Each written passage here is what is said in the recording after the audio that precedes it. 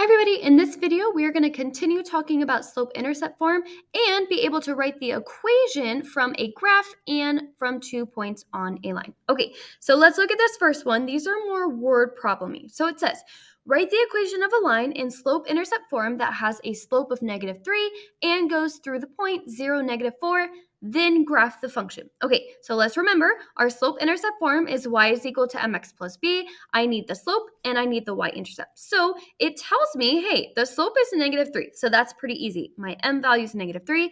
This b value, I'm like, they didn't really give me the b value.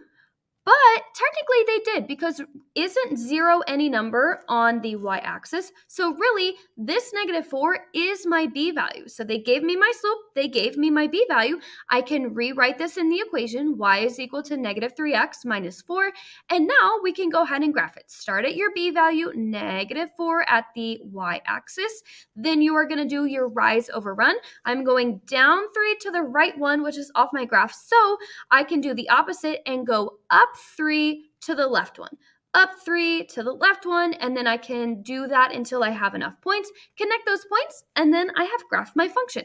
Now, we can always check our answer because I know that my slope is negative, so I should have a downhill line, which I do, so I know that I graphed it correctly. Okay, let's do another example. On this one, it says, write the equation of a line in slope-intercept form with a y-intercept of 5 that goes through the point 6, 4. Okay, so in this one, again, we need y is equal to mx plus b. They gave me the y-intercept, so there's my b value, but they didn't give me my m. So let's look to see what they did give us. They gave us a point. And let's remember, a point is always x comma y, right? So they technically said, hey, let the x value equal 6, the y value equal 4, and what can I do with that? Well, I'm like, well, don't I have a spot for an x and a y? I'm going to take those values and I'm going to plug in what we know. We know that the y value is going to be 4. We don't know the slope.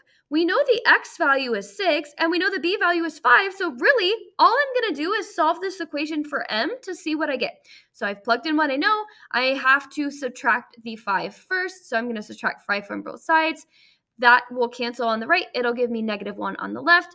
Again, I'm going to divide each side by 6. Now they cancel out, and I'm going to get that my slope is equal to -1 over 6. I have my slope now, so I'm like, oh, that's cool. I can write my equation. So my equation is going to be y is equal to -1/6x plus 5.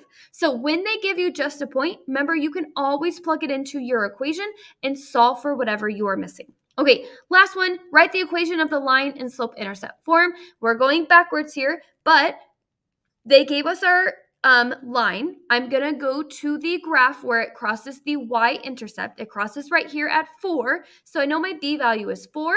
And then I can find my slope. So find another point on this graph where the line intersects it perfectly. I'm going 1, 2, 3 down into the right one. So I need a -3 over 1, which can simplify just to -3. I can plug it into y is equal to mx plus b, and there I have my equation. So again, remember, you can always check. If you have a negative slope, you should have a downhill line. Those two match, so I know I did it correctly. And that is it. That is it. So if you guys have any questions, come find me. If not, I'll see y'all in the next one.